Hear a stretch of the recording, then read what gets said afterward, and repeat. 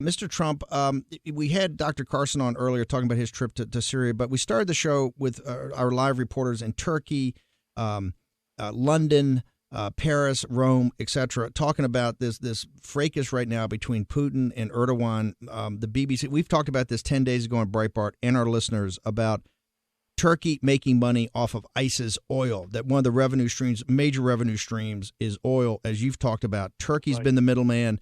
Putin now, finally, 9 days after it's up on Breitbart, BBC lead story, Putin saying, hey, we got a problem here. Turkey's the middleman and making plenty of cash off ISIS and has skin in the game, keeping ISIS around. Erdogan immediately goes back and says, hey, you can prove it, I'll step down.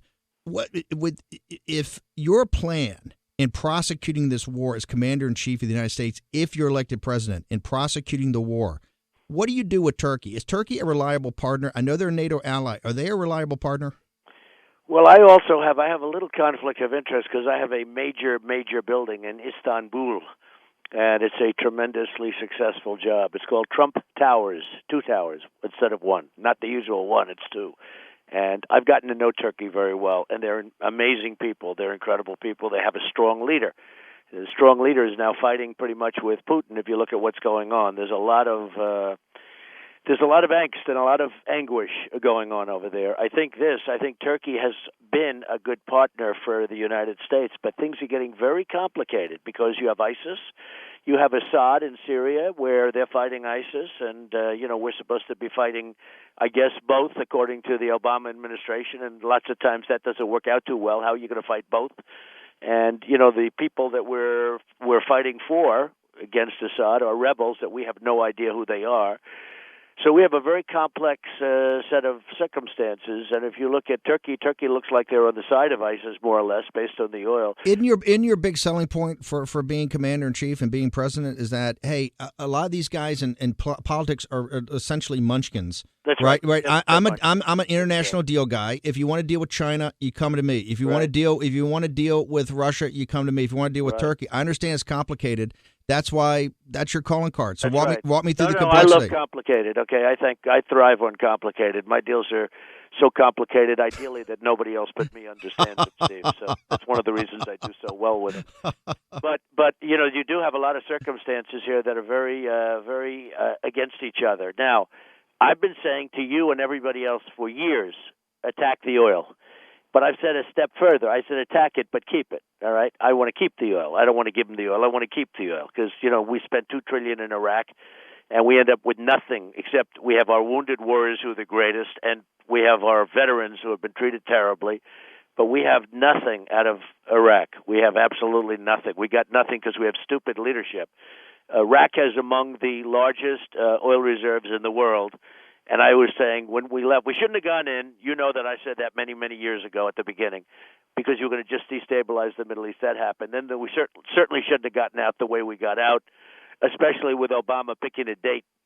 So the enemy, which in large case was ISIS and all of these folks that are fighting and fighting viciously and very well.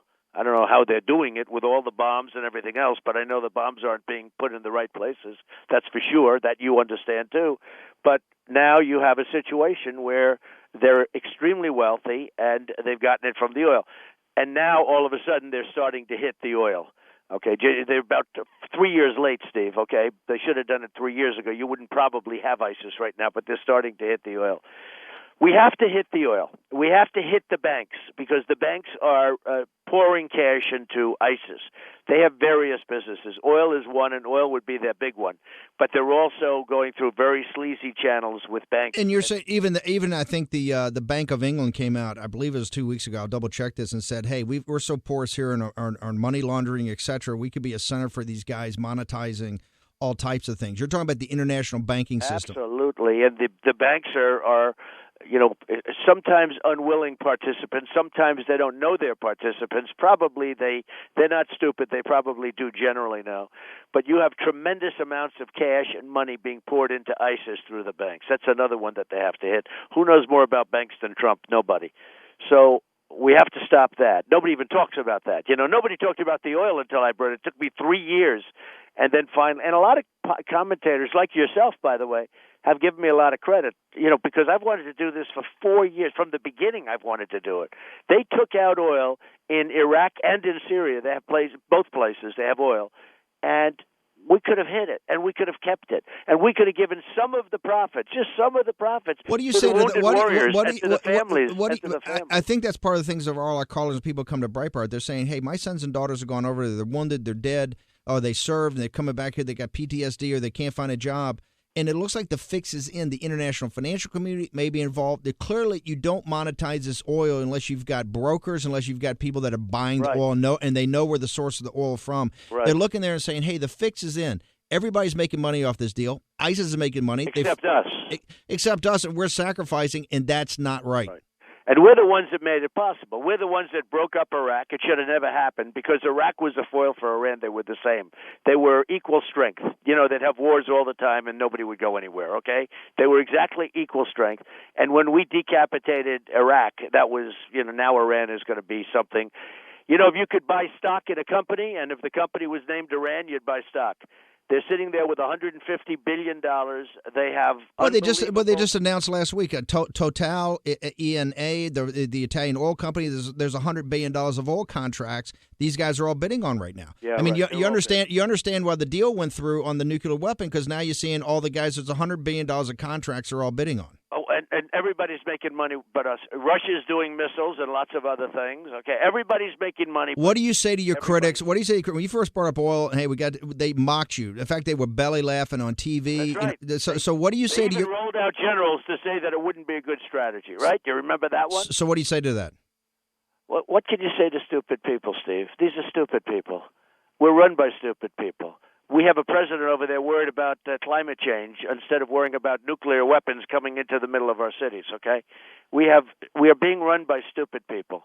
I used to say incompetent, but stupid is really, is the next stage. And frankly, we have people that shouldn't be doing this. I take it, Mr. Trump, you do not believe when the President of the United States says, or the Huffington Post has this huge headline, last stop before catastrophe. Paris is the deal has to come together or mankind is finished. Now, the Pope weighs in today that we're on a path to suicide. He sounds like he's backing up President Obama. Do you agree with the Pope and President Obama that this is absolutely a path to global suicide if specific deals are not cut in Paris versus focusing on radical Islam that's prepared to, according to the French prime minister, let off chemical and biological weapons in France?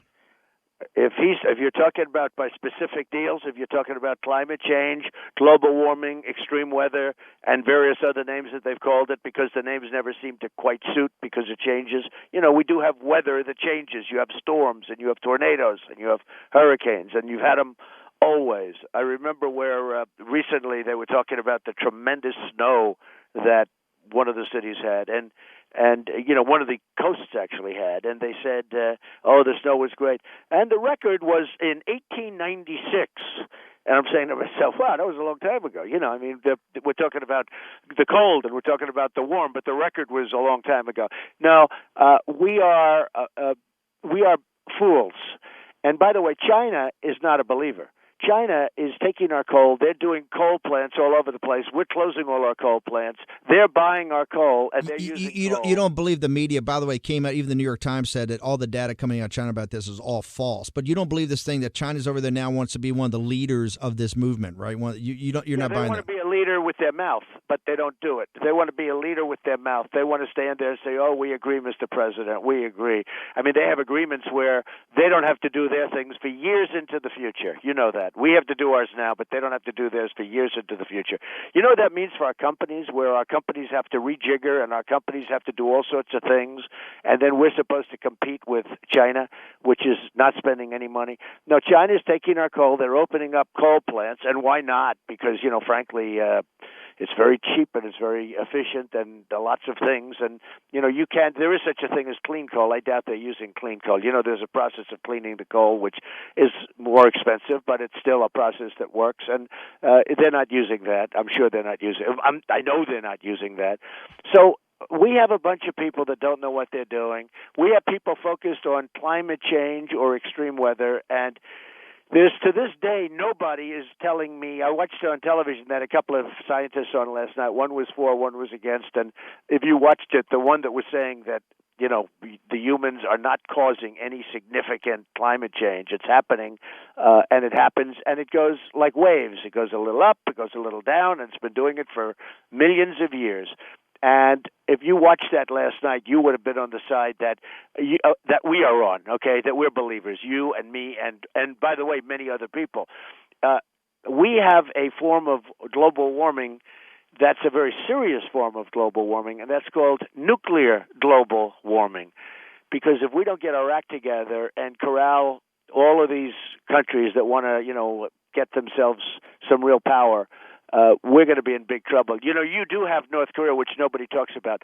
That's like the bad uncle. That's the bad uncle that nobody wants to talk about, Steve. They'll talk about Iran and make the worst deal ever made in the history of the country, I think, probably.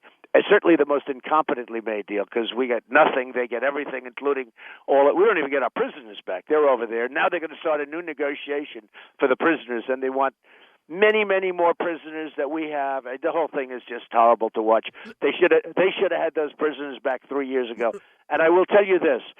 If I am elected, before I serve office, those prisoners will be back. You're saying it's like President Reagan. Before you take the oath of office, they're going to be afraid enough of Donald Trump that they're going to return just like the Iranians returned the hostages. Those prisoners will be back. They will be back on our shores, all four of them. They won't even talk about the fourth. The fourth they convicted of a crime which was a nonsense deal. It was a court. It was a fixed court. But they have four of them, and they're in there. I mean, one's in there because he's a Christian. One's in because he's a pastor, okay, and Christian. And and I met his wife, and she's lovely. She doesn't know what's happening. She's like, how can this be possible? She thought when they started the negotiation routinely that the prisoners would be allowed out. They're hostages, really. They're not prisoners. They're hostages. But they happen to be sitting in one of the worst prisons in the world. So if I win, they will be back on our shores before I ever take office. I know you're a student of military history. Let me just go back to a second on this situation. In World War I, an assassination in Sarajevo, who no one, even the Times of London, didn't take it seriously, right, for the 30 days, right, turned into, because of existing treaties that people had signed with countries that had changed over the times the treaties have been signed. People were locked into these treaties, and the guns of August. Once the rearmament started, once they started mobilizing, you couldn't stop it. It led to the beginning of the bloodiest century in mankind's history. I want to go back to Turkey. I understand you've got a conflict of interest, but when Turkey was allowed in NATO, it was quite a different country than it has today. You definitely have an Islamist party that's on the rise. Erdogan has taken a very strong Islamist stance. I understand when you say you have a conflict of interest. I mean, how do you make comfortable people who are not maybe part of this populist nationalist right? They're your natural constituency, but those in the middle that you're going to need to have to win when they say, hey, look, this guy's got vested business interests all over the world. How do I know he's going to be able to stand up to Turkey? How do I know he's going to stand up? I'll tell you what. Here's the way I do things. You don't want to have World War III over what we're talking about, okay? It's a problem. It's going to be a problem. ISIS is composed probably of 60,000 people, fighters. It's a problem that we should have been able to win easily, but we haven't used the right military thought process. It's a process that I will find the right people, and believe me, we will take it out. But this is not something, Steve, that you want to end up in World War III over, okay? You don't want it. I don't want it. Nobody wants it. Now they're shooting down Russian planes. You can just see this with incompetent leadership on our basis. There's a way of getting this whole thing resolved. This is not an irresolvable problem. If you look at Turkey, it looks to me like they want to get something solved, and Putin's being the tough guy, and probably he should be. They shot down his plane, okay? Now, they may have been flying over airspace. All right, so probably planes fly over airspace all the time, but they shot down a plane and I guess shot down a helicopter, and a lot of bad things happened. But this is a problem that's very resolvable, all right? You're saying that you, as war leader of this country, are saying, I'm not going to let this thing metastasize. I'm not going to let it start to go into other countries, drag other parties in, have a situation like a World War I where all of a sudden you got 9 or 10 parties at each other's throats. So tell me, how do you stop it from metastasizing? You know, it's funny, Steve. It's really interesting because you have some of these guys, and they're very stiff. You know, guys like, as an example, Bush and a couple of others. They think my tone is very tough, and they think my temperament is very tough. Well, you know, I built this great company, you saw that where it did filings, and everyone was shocked at how great it is. It's great, and beyond, and they don't even see the part of it, how strong and good it is. And that's over, you know, vast regions. It's something that we're all very proud of, and it's a wonderful thing. I employ thousands of people and all of that stuff. But my temperament built it. I have a great temperament. I'm not a guy that's slow, though, and I'm not a guy that, you know, doesn't have energy like Bush. I'm not a guy that, you know, really like I could name each one of them. You talk about a bad temperament. This guy Kasich, he's like a lunatic. I mean, you watch him on the stage, he can't debate, he can't talk, he doesn't know what he's doing. I mean, we have some bad temperaments up there. But we need a firm temperament, we need a strong temperament, but I'm for somebody that gets it done and gets it fixed as opposed to going on. I listened to some of these people that were willing to go in and literally start World War III over Syria. We don't want to talk to Russia. We want to go right after Russia. We want to look. I'm tougher than all of them put together times 10. But there are times to fight, and there are times that you don't have to fight. Who wants to fight? We have to rebuild our country. We're going to be tougher than anybody. We're going to have the greatest military in the world. But who wants to fight? Who wants to fight over Syria and literally start World War III? If you listen to some of the people on the stage, and if you listen to some of the people in the Senate, the two people in particular that you see sitting down all the time, who absolutely have the wrong answer to this, by the way, I think you know what I'm talking about, you're going to end up in a world war. You're going to end up over what? Over Syria. Over Syria. That's not what you end up in world wars over, okay? So I am the one that can get things done. I'm a deal maker. I will get Russia, and I will get Turkey, and I will get a couple of others. They'll all get along. I mean, as much as you can get along, but they'll get along. But it's going in the wrong direction right now, and we have a leader who's so incompetent, and he's sitting over in wherever he is now. You never know from day to day, but all he wants to talk about is climate change. That's all he wants to talk about. And he thinks that climate change is a far bigger problem than Russia loaded up with nukes, China, what they're doing in the South China Seas, where they're literally building islands, fortresses in the South China Seas, because they have no respect for us. They have no respect for our president. And we have a guy talking about climate change. And the Chinese are sitting there laughing, going along with everything he says. They won't do it anyway, okay? Like Iran has already violated its agreement. Did you know that Iran's agreement has now already been violated? The ink isn't even dry, and they've already been violated. So we have to have leadership that's respected by these other countries. These other countries are fine. I mean, I have China as a tenant in one of my buildings, the biggest bank in China. I have a lot of different tentacles, and that's good because I have relationships with everybody. But we have to get these people to treat us fairly because we're not being treated fairly on trade. We're not being treated fairly militarily. We're like the dummies that everybody laughs at. I'm telling you. I mean, I know for a fact. I mean, I speak to the Chinese at the highest levels.